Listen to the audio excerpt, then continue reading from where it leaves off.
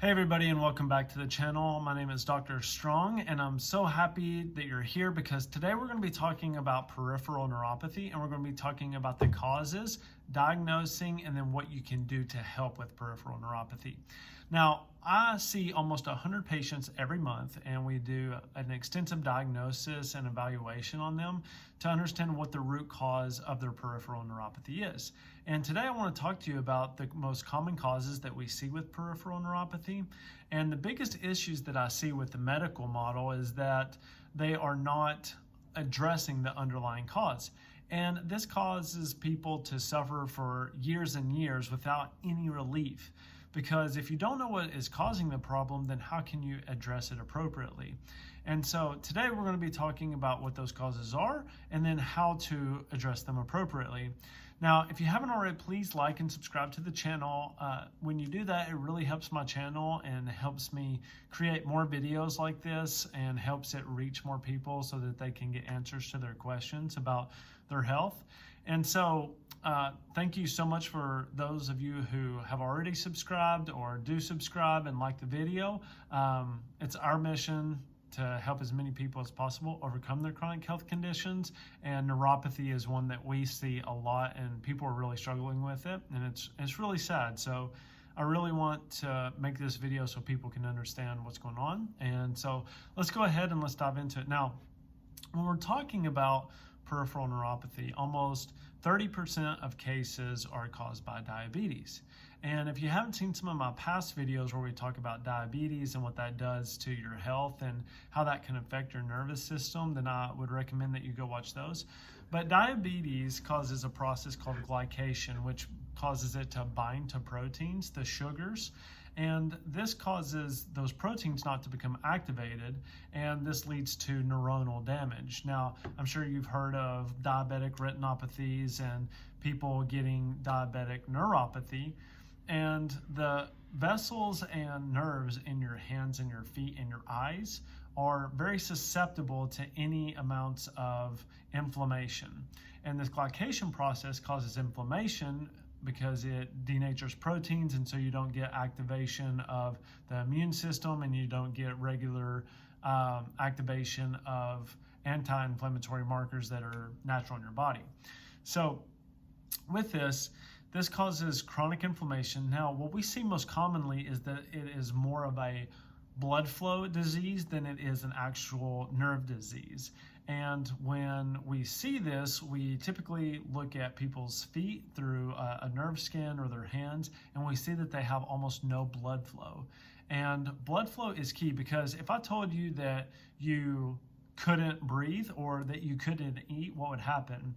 And the most common answer that patients have is that they wouldn't be able to live, they would die, and that's completely right. And so if you're experiencing burning, numbness, tingling, electric-like shocks, numbness, then what's happening is that those nerves are dying and they're screaming out for help, and they're saying, help, something's going on, I can't breathe, and I'm not getting any food. And so to fix that, we have to restore blood flow to the feet. Now, we have devices that we use this. We use it through certain infrared technology that we have peer-reviewed studies on, and we have great results with it, along with certain nutritional supplements. We do have a proprietary blend to help fix that, because it's not just one supplement that's going to fix you. It's not two. It takes a lot. It's like baking a cake. It takes all the ingredients at the right temperature with the right amount of time to really see results with that. So that's one of the biggest misconceptions, is most people think they're going to take berberine or alpha lipoic acid or gymnema or something like that, and it's going to fix their problem, and that's not the case at all. And you know, I'm in the trenches every day, and I'll tell you that most of the time we see those patients. Now, with diabetes, we've covered that one. The next one that we see is very common, about 30% again, is chemoradiation. And this is because cancer is so prevalent in our society now, unfortunately. And one, if you go back and watch some of my other videos, you'll know that that's highly due to sugar consumption. So if you know somebody that has cancer or somebody that had cancer in the past, then they need to get off sugar. They need to look at ketogenic options, cutting that out. Because that is a huge key component to actually helping cancer, especially if you want to go an alternative route. But Chemoradiation, because again, those blood vessels and nerves are so susceptible in the hands and the feet, a lot of chemo patients will end up getting neuropathy. And what happens is that in order to restore that blood flow and restore the normal nerve function, you have to increase the blood flow. And so in order to do that, typically you have to regrow the blood vessels. There is a process called angiogenesis in which we can do that by stimulating vasoendothelial growth factor. And that is the best way. Now, it takes a lot of time to do that, but it is doable. We just had a chemo patient come in and they had 30% improvement in their nerve function within about 2 months, which was incredible. You know, they're not waking up at night anymore because their feet are killing them. They can feel their feet again. They can actually walk without shoes. So it's been really cool to see. But chemoradiation is another one. So assessing nerve damage due to the radiation and then having a correct plan in order to address it is key. Now, the next one that we're seeing, you know, anywhere between 15 to 20% is autoimmune conditions. And that looks like Hashimoto's, Sjogren's, multiple sclerosis. That can look like celiac disease. There are multiple ones out there and they just keep piling on. And the issue with autoimmune conditions is that most of the time they're a gut health issue. Now, you can argue that some of them are, some of them aren't, but I'm going to tell most people and most of my patients that we see get success that it's a gut issue. And when you're talking autoimmune, there are typically 4 things that cause it that you need to address. One is viral. So if you have like Epstein-Barr virus is a very common one that we see. If you have the COVID virus, that's a very common one nowadays, more so. There's the cytomegalovirus. There are multiple out there that can cause these issues. And so you really need to look at how do we address a viral problem. There are certain supplements that you can do that, but supporting your immune system is the greatest thing that you can do.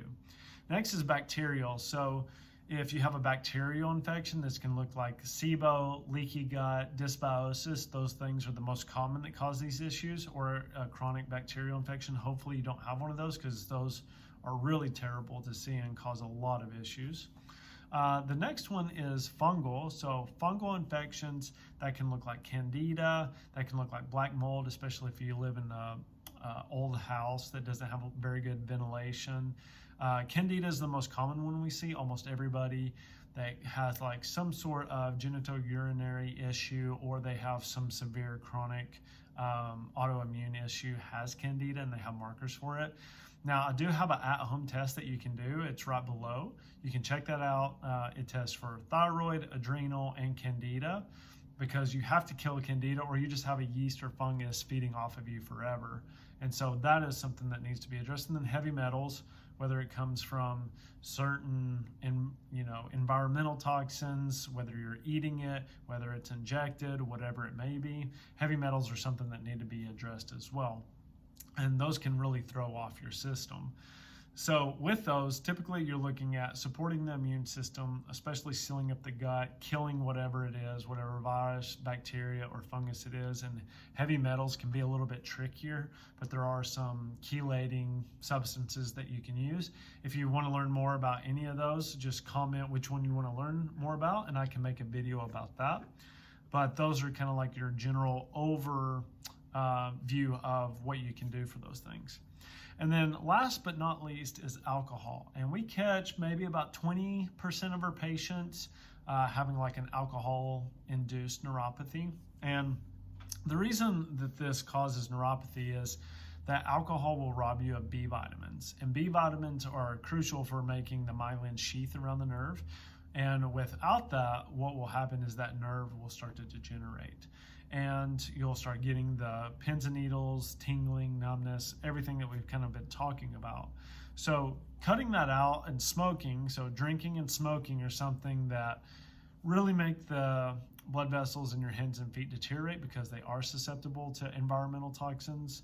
And that's something that we must address when we're talking about helping our patients get better, because if they don't do it, then, it's like, we can't really help you. And unfortunately, there are some people that we can't help, and it's really sad to see.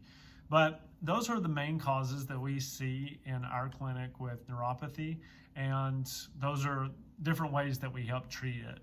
It's a little bit different depending on your case and your history. So we treat everybody as an individual, and we don't treat them just as like somebody who's coming in for, you know, the same thing, because you're unique, your biochemistry is unique, your case history is unique, and it needs to be addressed as so. So find somebody. We do have a virtual program for peripheral neuropathy. If you're interested, you can shoot us an email. Our email is below, but it's just support@atlashealthregenics.com. You can check out our website, see what we do. Hopefully this video has been helpful. Please like, share, and subscribe if you don't mind. I really appreciate it. And yeah, so hope this was helpful, and I will see you all next time. Bye-bye.